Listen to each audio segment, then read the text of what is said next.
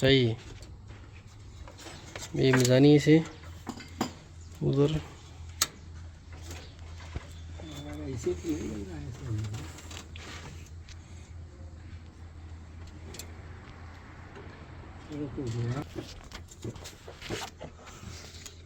ये डेनमो से आके शदाद पे, शदाद से बड़ी बोली पे,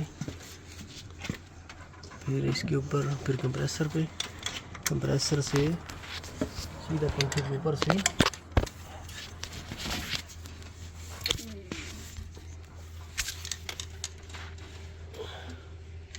अच्छा कंप्रेसर से ऊपर आएगा, यहाँ से स्पेसर से होके